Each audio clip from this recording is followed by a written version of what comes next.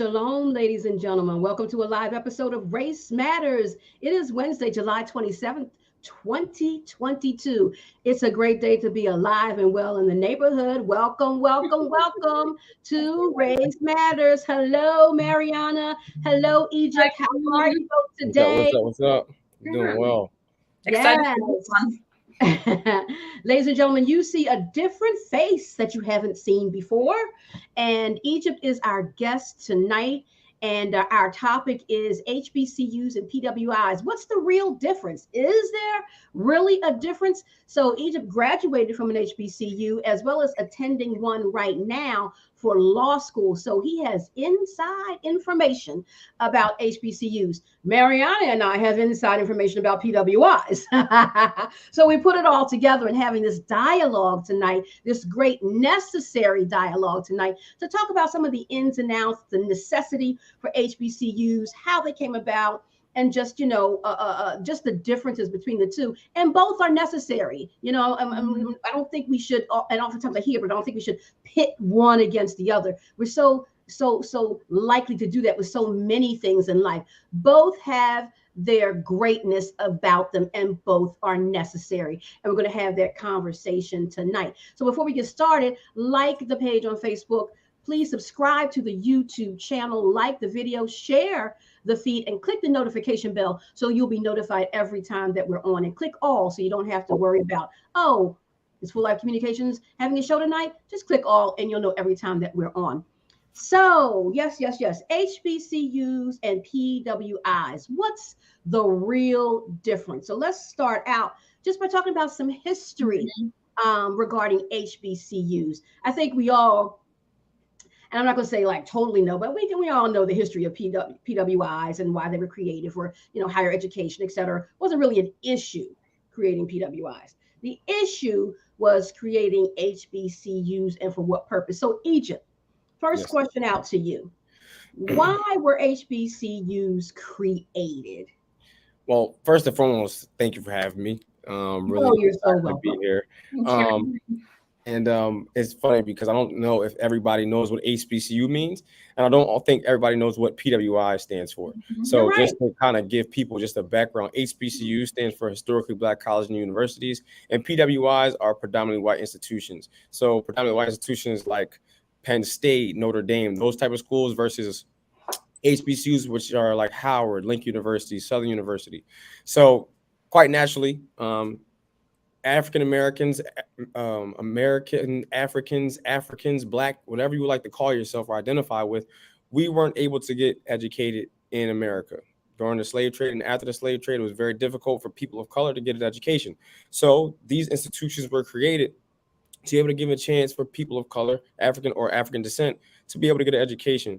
Starting with Cheyney University. Cheyney was the first HBCU, but they didn't offer degrees. So some would kind of say that they're the first high school, no disrespect to Cheyney, but I went to the first historically Black college university, Link University, which was the first degree granting HBCU, founded in 1854, which was first known as Ashman Institute, which then transcended to Link University. And I had such an amazing time, learned so much. And I think that it's important to give more credit to the HBCUs because they were the trailblazers for a lot of people of color to be able to get an education. Thank you for breaking that down and also sharing what HBCU and PWI actually stands for, because many people don't know. And I knew what HBCU was before I knew what PWI was. And my whole history of education, even till today, is that PWIs. And this was recently, having a discussion and recently, meaning in the past 5 years. And I'm like, why people say PWIs? I thought it was like a derogatory term. Right. And I was like, oh, okay. So thank you for educating the audience to what the acronyms stand for. And what can you share with us a little bit more? Give us a little bit more insight, Egypt, about your experience at Lincoln University, where you graduated with your undergraduate degree. It was your, first time entering into college. And so, college is new for everyone entering right after you graduated from high school. And correct me if I'm wrong, your high school was predominantly white? It was mixed. It was Like definitely a mixed school for 50-50? sure. Yeah, it was something like Okay. 50-50. Yeah. Okay. Where did Um, you go? In what state did you grow up? so I was born in Philly, but I moved to Jersey. Okay. And I ended up going to school at Deptford, New Jersey, or in Okay. Deptford, New Yeah. Jersey. Yeah. For high Yeah. school. Yeah, Okay. Deptford High School. Yeah. But he really So smiled when you asked about his say again. experience. You really smiled when she just asked you about your experience an undergrad. So Because I originally got into Temple, I was supposed to run track there, and then for some unforeseen instances that ended up happening, I ended up going to Lincoln University, which is a D2 school. So I was kind of disappointed at first, but at the same time, I didn't recognize or realize the greatness that the HBCU experience had. But it was because I had guidance counselors that kind of shied people away from going to HBCUs. They're like, "Oh, that's not a real school. They don't have the same type of accreditation." So it kind of made me feel like, am I going to a school that's going to benefit me in the future? Going to an HBCU, and in particularly at the time going to Lincoln University, was one of the best decisions I've ever could have made in my entire life. It changed my perspective on not only what education is, but also who it comes from.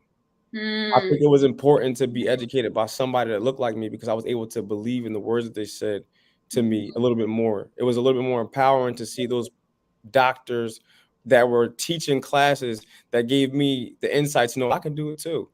And I think that them Absolutely. instilling that type of love, teaching into myself, it allowed me to feel like no matter what arena I'm in, I'm able to compete. And I'm not negating that you can't get that same experience at PWIs, but I also remember there was times when I was missing class, and my professor knocked on my door, took me to his class before my class to make sure that I was in class for his class. I don't. I'm not saying I don't never went to school at PWI. Well, I did partly went to University of Penn, but not for long. And I don't foresee other professors doing that at other universities. And it was really because they want to see you succeed.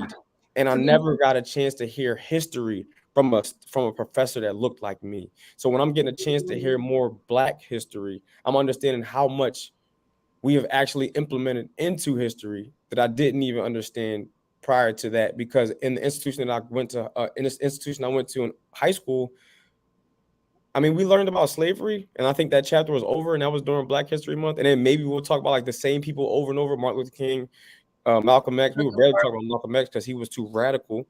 And we would talk about Rosa Parks. But it's so many more people of color who have dominated areas and have made strides and changes into what America is today. So I think it's important, at least for myself, especially as a Black man in America, or I say a African or American African, that I too have the ability to do anything in this world because we've already have done it. And I think that for me, that was something that was eye-opening because I no longer had to listen to someone say, "Oh, Thurgood Marshall did this." No, I can do it too because there's so many Thurgood Marshalls, but I heard more about more Thurgood Marshalls instead of just one. So getting that experience definitely it transcended my mind to believe that I can do anything because it's possible. So it seemed like the professors were very committed to your success. They're very invested in helping you through the process because college can get hard, right? Yeah. And then that's the first time when you're away from like parents, so you might want to have some freedom, and we don't always make the best choices for the first time away from parents, right? When we first discover that freedom, but it seemed like they're almost like a parent away from home. They say it takes a village. And I think because of the HBCU experience, me having professors that understand that it takes a village, that they weren't going to allow me to slip through the cracks. At Lincoln University, they they coddled you in a sense. And it's like some people will say that, you know, that's not how school works. That's not how the real world works. But if you look at statistics say that more than 50% of the nation's educators that are African American went to HBCUs. More than 70% of African American doctors and physicians went to HBCUs. So to say that HBCUs don't propel people in the right direction that are in the real world is falsified because you have statistics that prove that people that are from African American or that are of African American descent have so much capability and they're coming from these institutions. So I think that it's important to highlight them too because they don't get enough credit. We don't have commercials like that. but you'll see Penn State on a bus going by, but you don't see Lincoln, you don't see Southern. And it wasn't until recently that Deion Sanders' son was playing at Jackson State that they started getting a certain recognition. Imagine what sports would be like if a lot of the students that were of African American descent decided to go to HBCUs. Those PWIs wouldn't have the same type of funding that they get. And so you were saying that in high school, guidance counselors were discouraging that. Like, who were you hearing the messages that they didn't have certain accreditations and those sorts of things from? I think that, and in part, this is also Black people's fault too. I think that we start to believe that the education that is granted at HBCUs aren't equal because the employer that are hiring those Black people makes it seem as though those educations or those degrees are less than. So therefore, because we think that in the work field, that they see this piece of paper and then you see Penn State and Lincoln, even though we might have the same GPA, because Penn State has a certain name, they'll give them the opportunity over me because they see my degree as less than, because it comes from a specific institution that highlights historically Black colleges and universities. And unfortunately, that can be the case. However, there's a lot of doors that HBCUs open that people don't talk about because it's like an underground railroad for HBCUs. Because if I had a connection from somebody from Howard, and now because he went to Howard, he knows I went to Lincoln, he knows that we both went to HBCUs, and he's in an executive position, he's going to look out for me because he understands that I went through a certain type of education system that was not only rigorous, but it allowed me to know who I am to be able to fend for myself when it comes to the real world. And again, this is not to take away from PWIs. I'm not saying that you can't get a proper education, but I do think that we need to put a little bit more emphasis on the education that you can receive at HBCUs and stop talking down about them as if they don't supply the same amount, if not more, people that are educated in these fields that we need in America today. Yeah. So it's seeming like the narrative from white people is being transferred into like the Black communities, and because of the fears of potentially not being able to get a job in the future, then this narrative continues among people of color as well. Oh, 100%. I think the media has a large part to do with that. I mean, we know on the news, every Black person that's shown in handcuffs aren't always indicted. But at the end of the day, because people see Black people in handcuffs, now it becomes a fear thing, right? We utilize media to create a narrative that fits what they want it to look like. So when you talk about HBCUs, and I know that if I go into an interview and if I went to Penn State versus going to Lincoln, I'm going to have a greater chance, and I'm going to dismiss the HBCU and say that their education isn't valued the same. But how do you put a value on education? So that's all up for interpretation and perspective, right? But at the same time, who's to say that my education wasn't just as great, if not greater? Absolutely. But to say that even though we both graduated with a bachelor degree in the same field, it just dishonors all the sacrifices that people made for us to even have the position to sit in those seats. Yeah, right. And can we talk about the fact that a lot of professors who started that predominantly historically Black colleges, that they were probably really smart and had the opportunity to teach, but they were not able to be given a job because of biases and racism, and now they're teaching at one of these schools, so you're able to actually have access to some brilliant minds who were not given that chance because of the color of their skin in another setting. 100%. I hope that this message gets out to all the young Black men and women who look like me to understand that HBCUs are a gift. And we need to accept that gift, because if you invest in it, it will invest back in you. Going to HBCU has been the biggest blessing of my life, because some of the jobs that I've gotten, the internship that I'm working at in Beverly Hills, I'm able to be a Black man that sits in Beverly Hills, goes to dinner, and looks out everywhere because of the opportunities that a HBCU has provided me in a law firm. I mean, I hope that this message gets out so that we can invest more and get more financial backing in the HBCUs. And that's a huge reason for me why I'm hoping also that we can start to take our athletic direction into a new direction, so that we can start to get more funding, more crowd funding, more money that comes into the school, because the athletics at the universities are doing so great. But a lot of people are afraid to go to the school HBCUs because they don't feel like they'll be seen on ESPN. They won't be seen on Sports Center because they're not getting the same media coverage.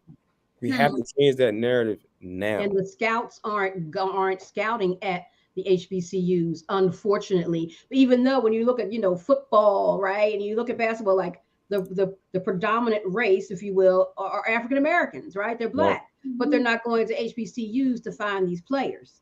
They're going to PWI. So it's like, I mean, yeah, we understand why, because historically, they've been around longer and that's where people go. But it's like, if we think that, black people, black men specifically, in football and basketball, and black women for basketball, have this prowess, athletic prowess, right? Where we had whole institutions, right, with black men and black women. Don't you think that there'll probably be a lot of them there? You know what I mean? Right. But it's political too. Like you said, the schools with the bigger names and the money and the politics involved. There's so much politics behind sports that's not talked about a lot. And that, has a part to do with it. But I think, with the bigger picture, just how, African Americans as people, are subjugated and oppressed, the HBCUs are oppressed as well. Right? Because it's another way to keep us down. So if we don't fund them as much, and if we don't seek their student body as much, and if we don't do things to bring them in the forefront of every conversation, right? Because when we do, they will dominate because they dominate everything, in a good way. You know what I mean? So I think it's another way of kind of putting their foot on the neck of HBCUs because of the financial part, right? Then downplaying the education.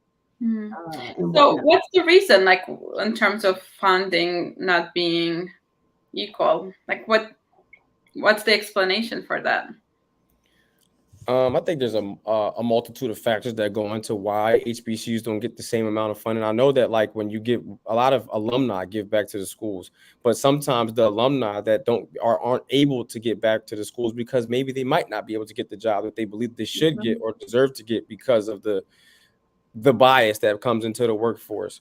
Now, we are starting to get some funding through different outlets and avenues, especially because right now HBCUs are a hot topic, because being black is a hot topic right now, because so many companies have not given to HBCUs or haven't given to black people. Or during the BLM movement, there was a lot of people that seen that Wells Fargo wasn't doing certain things with housing for black people, and seen that Starbucks wasn't willing to have BLM on their pendant, but then would put some other things on there. So it seemed like there was a bias there. So I think that now being black is hot because they want to create a level of, or a sense of diversity that they didn't have before, so that they aren't looked at a certain way that they could potentially lose business. And also I think that HBCUs aren't seen as a priority. HBCUs aren't seen as a priority because they're not cultivating the ideal student. And it could potentially, and this is my thought, and I don't want to say this is a fact, but I think that oftentimes people believe that it could potentially cause an uproar in a certain community that could try to overthrow what we have now. I think there's a little fear there. So let's not give them a certain amount of money so that they can have the proper books at their institutions, the proper laptops, iPads, whatever that we need, so that we can progress and be able to have our own Harvard. I don't believe that we have a school right now. Howard is really well in the HBCU world, but how high are they ranked when it comes to Harvard or Yale? But if we were given the same funding, could we potentially do that? And if students weren't navigated to go to a different direction, how many people that have made Harvard look like Harvard that are of color could have made Howard, Lincoln, Southern, FAMU look like that? So I think that it's about direction and what direction we're funneling people's thought process in, and then how can those people give back to the university to continue the funding to the university to make it what it should be. So, and we know that it's possible, right? Our current vice president, Kamala Harris, is a graduate, right, of Harvard. Absolutely, she's a graduate of Howard. She's a member of Alpha Kappa Alpha Sorority Incorporated, but to me, it takes more than just a picture of somebody who went there. You Mm. know, it takes action. It's not just um a figure. Like, just because I see a picture of LeBron James, but I don't really know who he is, what he's done, that doesn't mean that I'm going to like basketball. I just see, oh, that's a black guy with the Lakers jersey on with the basketball in his hand. But if I watch the sports and I'm seeing LeBron's starting his school like he did at, I think it's called the Promise School. Yeah. Now I can get behind that. Now I want to invest myself in that. How can I be a part of that? No different than Deion Sanders. If it was just a picture of Deion Sanders with a Jackson State jersey on, I'm like, that's cool, I guess. But now I see, oh, they're getting a combine there. Oh, they're funneling athletes to the NFL there. So if I go there, Deion Sanders can help me get to the NFL, as opposed to, oh, I mean, he's just a previous black player that now coaches. What can that school do for me to make me progress in my life? So it has to be more than just a picture of Kamala Harris or Kamala Harris saying she went there. What can me going there help me get to Kamala Harris' position? What did she go through? We got to tell more of a story than just she went there. Because I know Diddy went to Howard, Jada Pinkett went to Howard, but what were they offering there that allowed them to get to where they got to? What networking events that caused them to get to where they got to? I think it's just really important to be able to articulate it publicly and not just privately in our own community and conversations, what these institutions are really doing for people. So it sounds like you're suggesting the Kamala Harrises of the world, the Diddy's, the Jada Pinkett's, etc., those who have a name for themselves, that, knowing publicly, and we know that your name is going to be public in a minute, but those who are already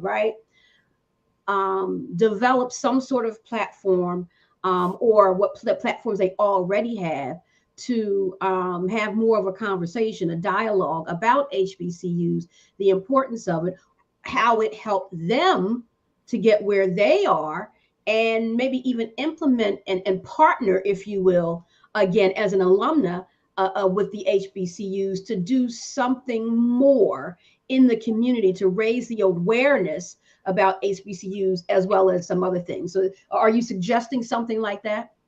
Absolutely. I think that one of the best things that ever happened in television is seeing Martin Lawrence wear Howard sweatshirts, wear different HBCU sweatshirts. Same thing with Bill Cosby at the time, obviously before all the allegations and stuff came out. But he gave a sense of awareness of these schools that, had I not seen that growing up, I might not even known what that school was.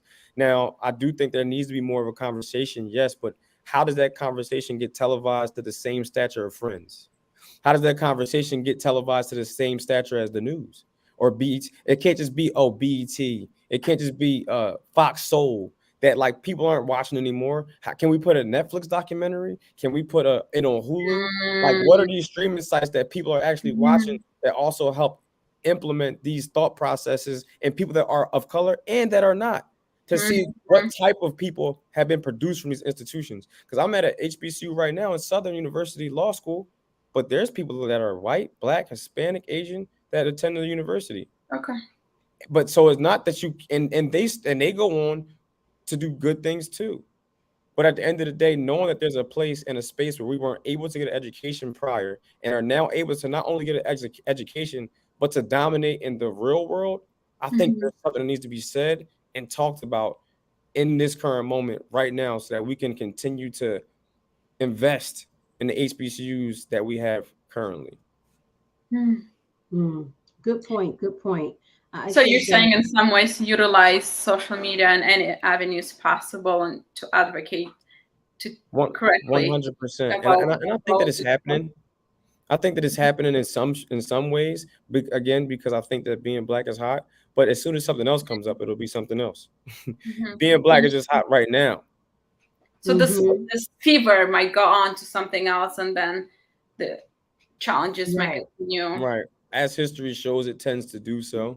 So, it's unfortunate, but I think that's also up to people of color to continue to fight, but also not just be comfortable with, oh, we got this far, that was good enough. We got to fight every day. The fight doesn't stop just because we got one door open. There needs to be several.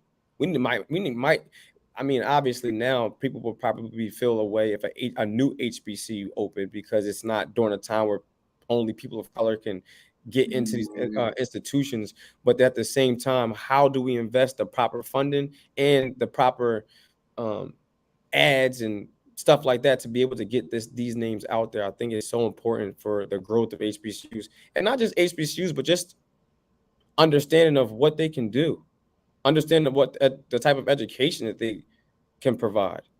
Because again, it has been talked down about for so long. It's Black people that feel like they won't get a good education from HBCU, not because they've been there, not because they've experienced it, but because of what they've been told. But again, if you look at the statistics, it shows. Right, and fear can be a powerful factor, right? You don't, like, colleges are expensive, and if there's a fear that I may not be hired or be looked down upon, and not considered for certain positions, that creates real fear in people. Absolutely. Yeah, very much so. And, as with many other things regarding race, fear is one of the foundations of it, and in its subtle manipulations, in its overt manipulations, right? So it's always in operation, but we can't operate out of fear, and fall into that trap. And so having Egypt on and having this conversation and things that he's saying to shed light, it sounds like you're the brand ambassador for it.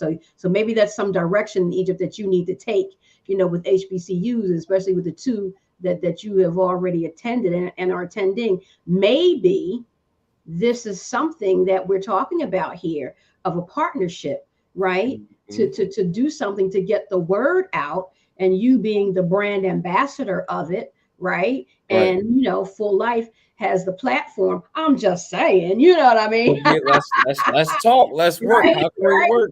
Because I agree with you. I think the word needs to get out, and we need to talk about it more, and more money needs to be funneled in, and more students need to go to those institutions, as well as people who are in the teaching and the professorships and the administration. You know what I mean? I would assume, correct me if I'm wrong, I didn't go to an HBCU, but the majority of the staff, are they mostly African Americans or people of color?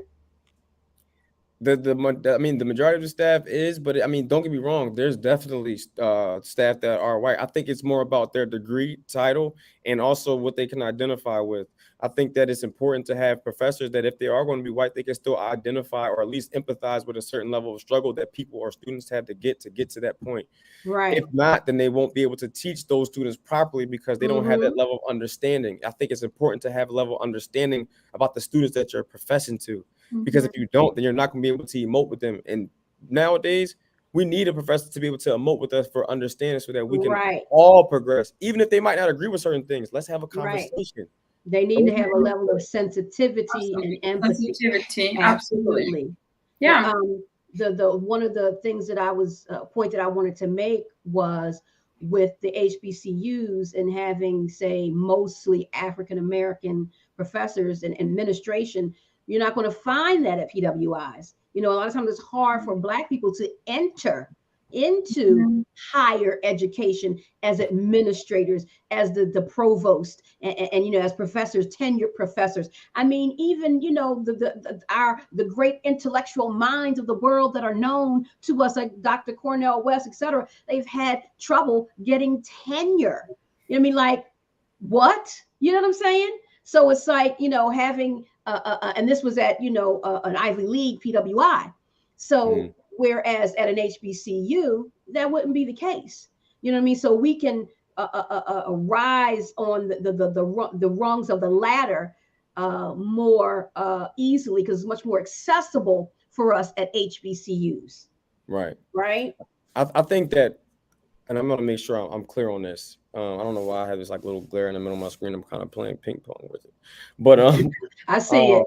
I'm trying to figure out like where's the best place to. Is it the screen? Hold on, let me just wipe this real quick. Nope, it's not screen. What it is? It's probably the lighting glare. Yeah, it's definitely the lighting. It's tough because I want to be clear on something.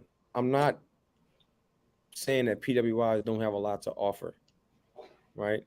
They do have a certain network of people. They do have the ability, or currently the ability, where they get people to fund their education. They're giving back to the university, and those things are amazing. But at the same time, I feel as though it is often downplayed. HBCUs or people that attend PWIs have a certain stature that makes it seem as though HBCUs are less than. And I Mm. tell you what, and again, I want to say this for the last time because I know I've said it. A lot of PWI's funding comes from their athletic program. Mm. If we can find a way to get those athletes or those same athletes that are of African descent or a minority to go play at these HBCUs, a lot of that funding will shift. And now you're able to build up the school to what it needs to be able to say, hey, I told you we can compete too. Because we're competing now at a high level and we don't have the proper funding. So imagine what we could do if we were given the proper funding. Mm. That would be the limit. But we got a little PWS have had a little head start. So I think that we're catching up. Yeah, like you said, it's and I say this slightly, black is in, right? But it's only in to a certain degree. Don't get me wrong. When what's the lady's name? Jane Elliott. When she asked the audience, knowing what that black people go through in the country, in America, who Right. raise your hands talking to a white audience, who would want to be black? Will be treated like Right, exactly. Right. So if you ask the same question today, people still don't want to be black. They might want to look like us, dance like us, all this other stuff, play ball like us, but they don't want to be us. Right. Accepting the culture is different than accepting the reality. Right. Accepting the culture is cool because it's popular, but accepting the reality is an entirely different, entirely different thing, because the experience of a black person is different than what it looks like on the surface. The depths of what we go through on a daily basis, the conversations that we have on a daily basis can change the mindsets of many, but a lot of people don't want that experience because it is a challenge. Right. And I think whether white people admit it or not, we know that there's a lot of mistreatment in this country towards people of color, and we don't want that treatment. But a lot of us are also not willing to fight to make sure that you are not getting that treatment as well. I think too, it's oftentimes unfortunate that there are people that are not of color that believe that it's not happening, or they are trying their best to be naive to the fact that it is happening. And I'm curious as to how can we push the conversation to show these instances that are happening, to prove, not even necessarily to prove, but to maybe get them to understand what type of fight is needed to not just create equality, but equity in this country. Right. Yeah. And I think to an extent, because my one experience with this conversation with another person who was white was not so much about universities and colleges, but it was like a younger school, like I think high school, that was mostly Black. And someone was asking the question around what's the reason for that.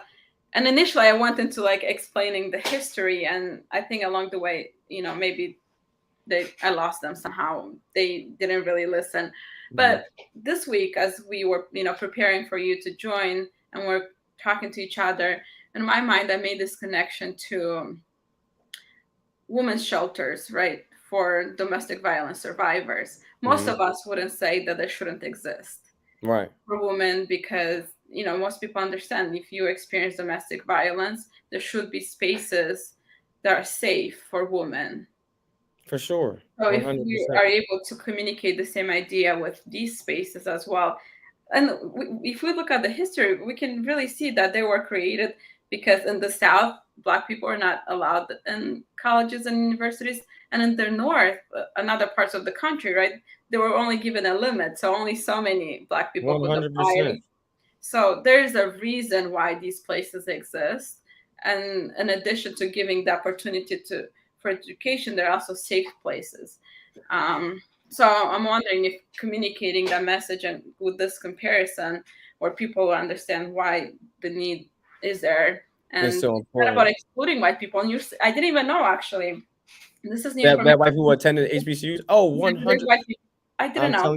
I'm telling you now. In my law school, there's a large white community that do attend Southern University Law Center, and I believe that they are also too now being able to see that there are benefits to attending an HBCU. And one thing I wanted to, I guess, to kind of piggyback on what you were saying earlier is that there's not only are there like they only accept a limited amount. a lot of these tests to get in, these standardized tests are not geared towards people of a certain ethnicity. Certain words and terminologies and verbiage that we don't hear in our communities are being put in these tests, and we're expected to be able to pass these tests to get into these institutions, to be able to say that we're qualified. And it's unfortunate that some of these standardized tests are what are the qualification for us to be able to say we're good enough. When if I get a chance to practice in the field, sometimes the best test is actually being in the field. I can train to be a military man all my life, but it's not until I'm actually at a battle that I understand the art of war. So I think that some of these tests are very unfortunate because they're geared to stop a specific demographic from getting into these institutions to be able to excel in the real world. So it's another barrier for certain people groups to be able to succeed. Yeah, 100%. And Sharon, I'm curious, has it changed since you went to college? The messaging around, like even within your community, the messages you heard about historically Black colleges, then versus what your nephew heard now years later? Well, let me just say, it's been so long. I graduated from high school in 82, undergraduate school 86, Penn State. Oh, Big Blue. Oh, snap. So you know what that was, Egypt? That was like when Kevin Hart said that. Exactly. Exactly. Oh, that's a shame. So now you will deny that you said it like that? That's exactly what it was. That's exactly what it was. That's so funny. I had to do that. That was hysterical. I watched that so many times. But anyway, so HBCUs weren't even talked about. I went to a private school, predominantly white private school. Everybody went to college. It was a small, 16 people in my class, graduating class, and which was the norm. And HBCUs weren't even talked about. And not like I was steered anywhere, not like that. But it just wasn't a part of the discussion. So it's like, I don't even know if I even knew that there was a thing called HBCUs at that time, because, I didn't know. My brother went to Penn State, you know what I mean? And that's where I went. So I don't even know if he's 5 years older than me. Today's his birthday. Happy birthday. And I don't even know if, I have to ask him if that was even a thought in his mind when he was applying to college. Absolutely. Because, now HBCUs, in that term, are much more well known. So back then it was like, what? They are well known, but they're still very much scrutinized. And that's the part that we have to try to transition out of. And I'm not saying that we don't do certain things that aren't profound. We definitely have our mistakes, but so do PWIs. Exactly. No school is perfect. Exactly. But at the same time, the spotlight, whenever HBCU doesn't do something or is shown that is not perfect, is definitely a lot brighter than when PWIs are doing certain things that aren't efficient. Even when it comes to athletics and some of the schemes and scams that they do in order to get certain athletes to go there, that's not highlighted. Let an HBCU do the same thing. It's the front page of every newspaper in that city. Wow. So we want to welcome our host. Hey, y'all. Yo, your brother's a good company. Yes, right? yes. Happy birthday, Rosie. Thank you. Thank you. She had to celebrate before she could join us. Well, first of all, I would just like to say this young man is dropping some good nuggets on I know, because even when you all were talking, I mean, I've heard you all talk about the historically Black colleges. I've never heard of the PWI until you all start sending stuff this week. And he hit some major points when he said, number one, you don't hear about their accomplishments because they're not viewed the way a PWI is. They seem less credible. And of course, Egypt, I didn't graduate college or nothing like that. I went straight from school into the workforce. So the knowledge I bring is street knowledge, what learning on the job and stuff, which is a good point that you said. A lot of things are learned on the job. 100%. You'll get somebody that they would bring somebody in the company that had an education, but they were 10 carat dumb when it came to the job itself. They could come. I'm serious. They Never heard that in a minute, bro. I've never heard that one. So. They would come on the job, and then they were telling us what we had to do and the things that we had to do, and to cut down the time, and we had to do this, that, and the other thing. And then if they came on one of our job sites, they're clueless. Mm-hmm. And it's like, why don't you go back to the garage, go in your office, and keep reading? Right. Because you have no idea. You don't have the street smarts to do this. And to hear that some of these, how they look, even how they tried to influence some young Black people. You don't want to go to that college. It's not really accredited. You won't get the kind of degree that you would get if you went to one of these. And then you end up going there anyway. And then you're so comfortable because every teacher you're seeing looks like you. 100%. Now you don't feel marginalized. Mm-hmm. Instead of feeling like one of the least of them, you feel like one of the most of them, because now you can freely come off and talk to your teacher the way you feel you can, because they can relate to you. And the information, the information being the education. Yes. Right? Even, I think we can all attest to what we learned, and Egypt spoke to this earlier, about Black history in high school, middle school, elementary school. And even so now we go to college. I know I didn't learn any more about Black history in college than I learned. And Black history, let me just say, is American history. So let's just call it a spade, right? Yes. I didn't learn any more about that than I did in my younger years education of high school, etc. But I'm sure, and Egypt, you can speak to this, Egypt did. And also to learn the realities, not the alternative facts, right? That we want to provide in these history books to miseducate our young people. Absolutely. I think for me, it was a lot of redirection and understanding who I was. Yeah, a Black man in society. I think that it was important not only to understand how much we have impacted history and how much we've impacted in particularly American history, but also it gave me a little bit more insight of what I'm capable of. I think prior to that, we would talk about NBA players, we talk about rappers, but I never really understood the significance of what Thurgood Marshall was really doing. I didn't really understand the significance of who Marcus Garvey was. I didn't think we even talked about who Marcus Garvey was until I went to a HBCU for undergrad. Right, because we're only talking about, like you said, is who? Rosa Parks and Martin Luther King. Those are the only two people in Black history. Right. So getting a chance to hear about so many different people who have made a huge impression on American history, and not just American history, but history throughout the world. It's like, I could do that.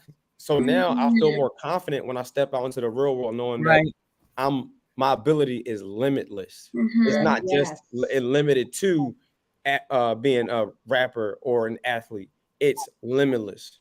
It wasn't until Barack Obama got into office that I believed I could be president of the United States. That's symbolism. Because prior to that, my mom would say, you could be anything you ever want to be in life, but I've never seen a Black president. So because of that symbolism now, and because I hear the background and the story, I'm able to believe that it is possible for me too, because I not only hear about it, but I'm also seeing it. And so I think that's important for HBCUs as well, to not only just hear about them, but also show the proof is in the pudding. Tell us the statistics about the people that are in professional realms that are doing darn good, sorry, and are able to, and went to these institutions. I think those things are important to highlight so that people of color and people around the world in general can understand that these institutions have a lot to offer. And you know what impressed me when I was listening to you all earlier as I was driving home, when you were talking about how when you weren't going to go to class and the teacher came and knocked on your door. That's impressive. That's impressive. That's some mom and dad stuff right there. Listen, class ain't even started for me yet. Get up, get your stuff on, let's go. Now, of course, I'm adding my comments to it. Right. It was a lot more graphic than that. He talked to me well, we can't get too more graphic, Right. but to go from the mindset of being told, young man, at a teacher, young man, get yourself together, get up, let's get to class. You know why you're here, as opposed to and when you're going in elementary school and growing up and stuff like that, and they looking at us, and I've got to be honest, they looking at a lot of the young black kids and say, you ain't never going to be anything. Yeah. Well, I want to go to college. What for? You're not going to be able to make it in this world, and like you said, the only stamp that we had is you could either be a rapper or you can be an athlete. Other than that, you're going to have to clean houses. You're going to have to work in nursing home. You're going to have to do lowly jobs, work at the supermarkets, because you're not educatable, right? And that's how they would make you feel. And then for you to walk in an environment that said, not only can you do it, look at us, we're there. Right. You can succeed. And then to encourage you, that is so important, because that has been missing in the black in the history of this country, in the black community. You had to work in their sphere of what you were allowed to contribute. And as long as we're contributing and making them money and making them look good, we're okay. But as soon as we open our mouths and sound educational, like said on TV, shut up and dribble, because you're not allowed to have intelligence. We're just allowed to exploit you for your talents, but you're not allowed to have a conversation with us because you're not intelligent. And I think that's so. What you just said to me, I think that's even more so important to highlight, is that it seems as though an intelligent black person is a threat to society. Oh, absolutely. They don't want NBA players to have a certain level of intelligence, because now they're operating as a business, as Draymond Green said on a podcast. If more black students and more black athletes came out of these HBCUs, the level of consciousness that they would probably possess through the profession that they would have gotten at these HBCUs, not to say that they can't get some of that at PWIs, the confidence that they will have to operate themselves as a business, because they understand how business operates, right? They'll be able to navigate these different arenas in a more stern and strong way, to where we're able to climb the ladder. Why are there no black NBA owners? Maybe I think there may be like a couple, Michael Jordan and Jay-Z, maybe. NFL owners. I don't think there's a single NFL owner that is African American descent. And it's not total ownership, is it? With the ones at least not total, at least not total ownership. But there's ways in which we can do it, but we're not granted the opportunity. Why? Right. Because there is a threat. And if we are threatened to take these positions, then they will lose out on money. They won't have the same likeness. So it's important to keep us less educated and less sure of who we are, so that we can progress and excel in their world. And that's a threat to the narrative. That's convenient for some people to create of people of color, right? Because in that way they can have more power. But when people start to see on TV more and more, black people who are in, political positions of power or other positions of power, now, that's evidence for a lot of us. Well, actually, no, people of color are just as smart as we are, if not more, right? In many cases more. And that's a threat to the image they want to maintain. And something else too, I think that's important to highlight, is that a lot of athletes that do attend PWIs, they're not always encouraged to be the best student in class. They probably get some type of assistance to be able to just get by in class, so that they can be the athlete that they need them to be inside these arenas. And I think that also too makes the athlete be a little bit less educated to be able to protect themselves and be stern in how their contracts are being handled, because they don't know any better. But when you're taught a certain thing about who you are and the asset that you are, now you're able to navigate in these lanes to say, hey, hold on, I deserve this much for my talent and my gift. And I think that that's another thing that I believe, that if more athletes were attending these HBCUs, they would probably be able to get that type of information, so they can operate again as a business when they enter these athletic arenas. Right. And Egypt, and if that was done, it's so good that you said that, because not only do they probably do that and to keep them from having the ability to navigate their contracts and stuff, but teaching them that would also teach them how to manage their money right. And the bottom line is so many athletes that when they leave the athletic field, if they don't have that knowledge and that information, then they either find themselves going back to school to get educated, which is what they should have had in the first place, 100%. because you playing for the NBA and stuff like this, and the NFL and all of these other things, and you don't have an education that you should have that you can do like Michael Jordan and them, start running your businesses, start managing things, start actually opening up and starting other businesses and prospering in the business field. But no, now you got to go back to school because you want to get a doctorate or something, and because you don't know how to manage your money because they didn't teach you that. They just wanted you to play, so they pushed you through. Yep. They made all they could off of you. Now you're gonna retire your jersey or whatever, and now you got to figure out what you're gonna do with your life because you don't know how to manage your money. And if you don't have that knowledge, then anybody can manage your money, and before you know it, you're back in the ghetto, or as they call it, because I don't even know. The ghetto can be anybody's community. Right. But you're back in a place where you're struggling to survive again because you were never taught the proper way to manage your money. And then you hand your money over to somebody who actually steals it, takes your money and squanders it. And now you're broke and they're living large. Let's not forget to mention the athletes that are of color that don't make it to the NBA. Mm-hmm. Yeah. But still, they were getting pushed through because they were an asset in their collegiate team, but they weren't able to make it into the NBA. And now you see a level of depression that you've never seen because athletes, they thought that was their dream. That's what was going to happen. And I'm not saying this can't happen at HBCUs, but I'm saying that at HBCUs, because a lot of the coaches and the coaching staff and the professors look like you, they're going to demand a certain level of or expectation of you in the classroom so that you can excel if it doesn't work out. That's not to say that they don't believe in you. It's just that they want to give you an opportunity to understand that there's alternative routes to success, and not just because I can use you or manipulate you right now for what I need as you as an athlete, but to say, hey, not only do you need to be an athlete, but you need to be educated, an educated athlete.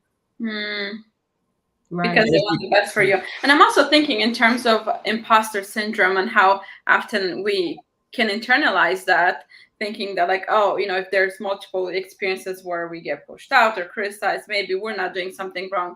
But often that can come from a place of biases, right? Discrimination and such.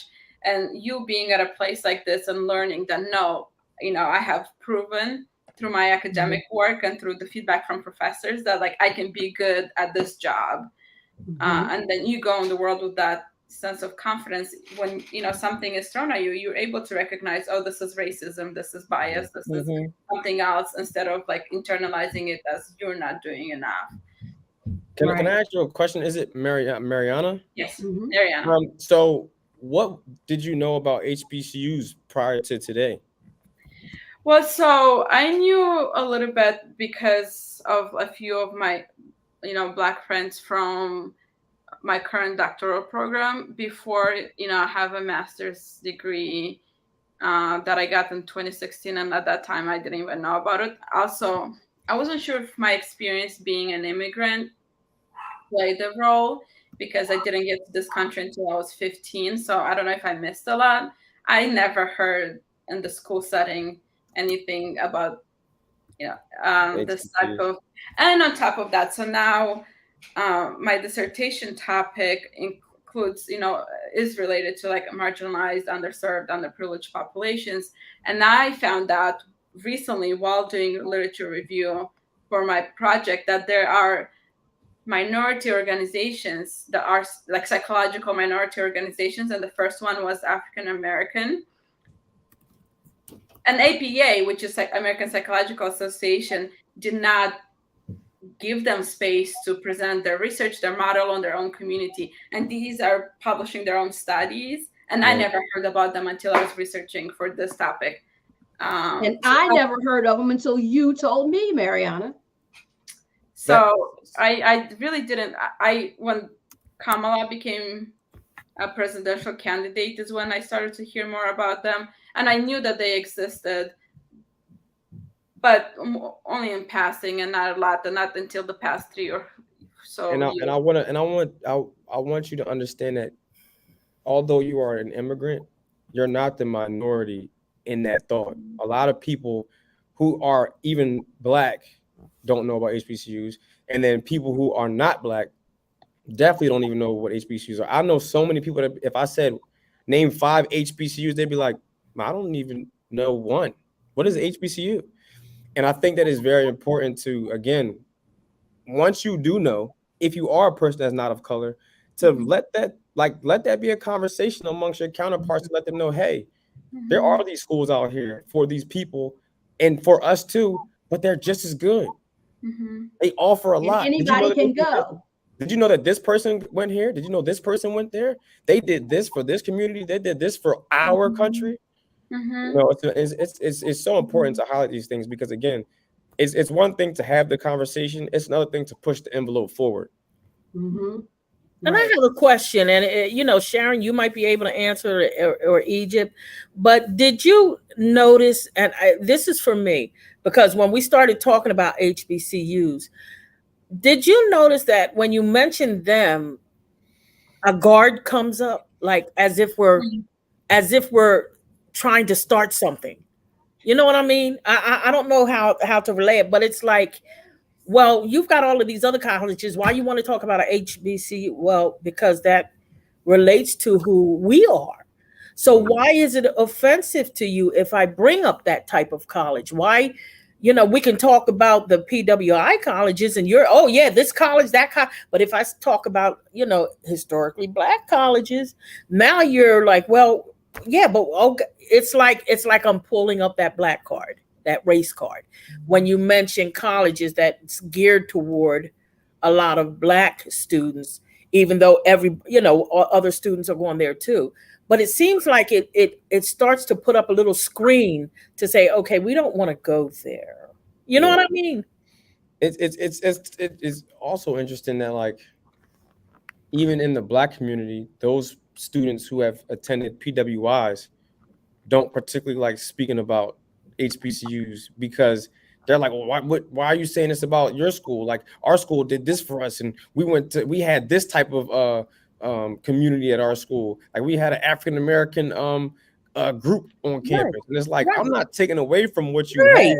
I'm just proud of what I was able to gain. Exactly, it's a lot different, I'm sure, than being in an African American group versus I can talk to all my friends from my law center. I could talk to Cyril, Dev, A1, Nah. I could talk to any of my friends and be like, hey, how do you feel about this topic? How do you feel about this? Because we all can relate because we had the same struggle. And on top of that, we're being educated in a way that is, to me, for myself, has been unmatched. And I've learned from white people, Black people. I've been to a HBCU. I went to a PWI for a moment, but I was able to grow and learn at a HBCU in a level of comfort that I can't even explain. And not just because of the professors, but the community that I'm in, the people, the students, the environment, the alumni that I'm able to connect with.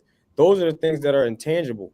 And I don't think the intangibles are spoken about enough in school either, because it's not just the education too, it's the network. And they always say what your net worth is just as big as your network. HBCUs cultivate a family. And I'm so grateful for that, from Lincoln all the way to Southern. Wow. I think too, part of it, Rosie, is the age-old story. So we'll just even use Black Lives Matter. So you say Black Lives Matter, and then the screen you're talking about, the screen exactly comes up, right? It's not that we're saying that white lives don't matter or all lives don't matter. We're just saying our lives matter. Right? Doesn't take away from anything else when we talk about Blackness, or when we have a Black prom, you know, an all Black prom versus young prom, because for whatever reason, because this has happened, we weren't able to go to the other. So, you know, we want to create our own. We're going to create our own community when we're not allowed to go into another community and thrive. So HBCUs were created because we needed, like Mariana said, a safe place as well as a place to educate our people, because you didn't want to educate us. Okay, well, we're going to educate ourselves. But now you're mad. You know, Yeah. so because it's a very This is, the society is very, they want us to become dependent. And I want to say for people that may not have heard this before when or came on late, it's important to highlight how many professionals that are from or African American descent or Black come from these HBCUs. Again, 50% of African American educators in the United States went to HBCUs. 70% of African American dentists and physicians attended HBCUs. So you can't say that the standard of education that HBCUs are offering are less than when African Americans who attended these universities are dominating in these fields. right. and like you said, it's not a threat to you if a Black person says, I want to go to a HBCU. There, it's not a what y'all need to chill out. Just take a chill pill, get some water, drink it, go sit down somewhere, because you're always your emotions, your all of your feelings and nerves are on your sleeves. That soon as we talk about building ourselves up, you're saying we're threatening you. We feel like a threat to you. And that's why it was important to have this kind of conversation about the PWIs and HBCUs. It's just so important because it still gives the narrative of being Black in America.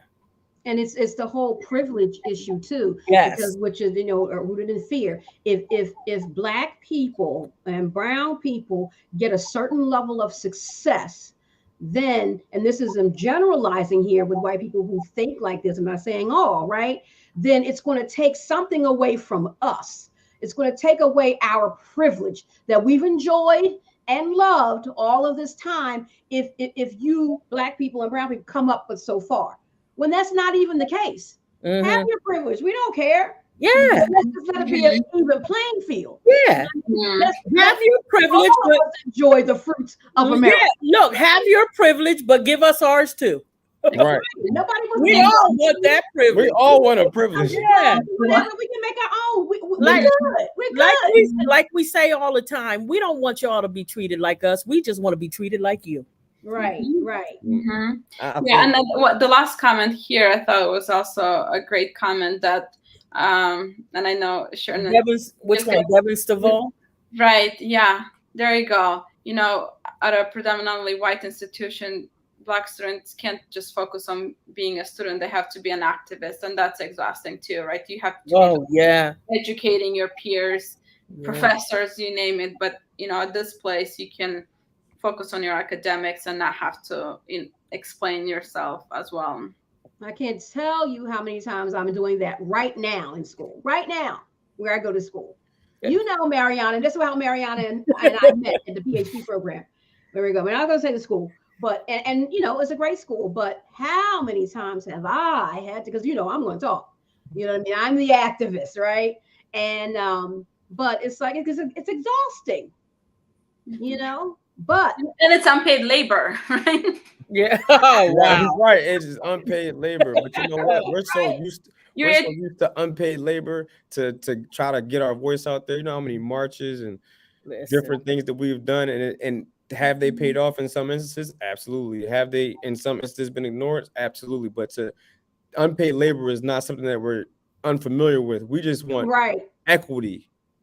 Forget equality. We want equity. That's that we're able, that unpaid labor can turn into assets. That unpaid labor can turn into something that we are able to tangibly see in this world, to know that we did something here, not only for ourselves, but for the country at large, and the world at large. All right, ladies and gentlemen, it is 9:10. Ma has told me when it was 5 minutes left, and I didn't even pay attention. I just saw it. Ebony was sending messages. Yo, I know, right? Thanks, Ebony. I said, poor baby girl trying to keep us on track. And so necessary. So just, I want to share some of these comments. I'm not sure we highlighted them all. They want to reap the benefits without experiencing the struggle. That's when we talk about people want to, be a part of the Black culture, but they don't want to be us. They just want to appropriate us, right? Mr. Fowler, you've made some great points. That's side.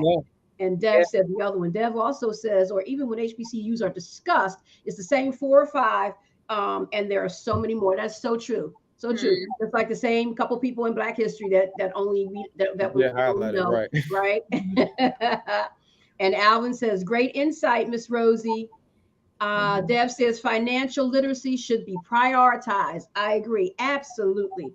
And money becomes the bottom line of a lot of things. And in this instance too, because Egypt, talked about it so eloquently earlier when he talked about athletics in college. You know what I mean? Because the athletics pay for the schooling. Yes. Right. And then if can you imagine if the collective, right, it's not all, but the collective of Black people had the mindset to go to HBCUs as opposed to PWIs. Now the NFL and the NBA, we'll just use those predominantly Black players, right? Would have to go. They would have to the HBCUs to get the players. To look for their players.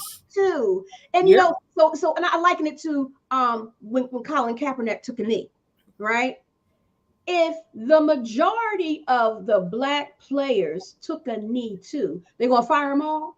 There will be no fire league. them all. There's power in numbers. They're not gonna fire them all. You know why? Because it's tied to their money. Yes. And then what would they do? They would have to change their mind about kneeling. 100%. It's not rocket science. That's why I think we gotta unify. Yeah, I think it's a good conversation to have. Also, to think about maybe starting our own league. And I'm not that dude. I was going to say that if they had just a Black league that did their own thing, and then about Blacks, it don't have to just be for Blacks, because then ownership is even. Everybody, exactly. I think Diddy was talking about that, past couple years. But too many people are afraid to leave their contracts. Yeah. Too many people are afraid to leave their contracts. Yeah. But first of all, I don't know behind the scenes work is being done. But again, I know he was talking about it and talking with a few people about it. I don't know what the latest is, but I would love to see that as well. Just to level the playing field, But like you said, fear, again, here we go. It's the root. You know what I mean? Because money is the issue. Money and fear. All right, ladies and gentlemen, that is our show for tonight. Thank you so much, Egypt, for joining us. Please, please, please come again. Yes, all right. I'm here. Let me know, and I would love to show up. Thank you so much for having me. And we're going to talk about behind the scenes, doing something, with your alma maters and your current school, law school. That would be awesome. Right, and getting the information out, keeping HBCUs in the forefront of the conversation. Yes, let's work. I'm here. Yes, let's work. So we're gonna do some. That's called activism. To see how we can make that happen, because we're here for it. That's what we're supposed to do. Encourage some of these young sports men and women coming up to look into HBCUs and like you said, let the different coaches and stuff come to the HBCUs and get us. Absolutely. All right, that is our time, past our time. Join us next week for another live episode of Race Matters next Wednesday at 8 p.m. Join me tomorrow at 9 p.m. for a live episode of Life with Sharon. Join me tomorrow, 9 o'clock, Life with Sharon. Talk to you then. Love you guys. Thank you so much. Have a God evening. Thank you. Shalom.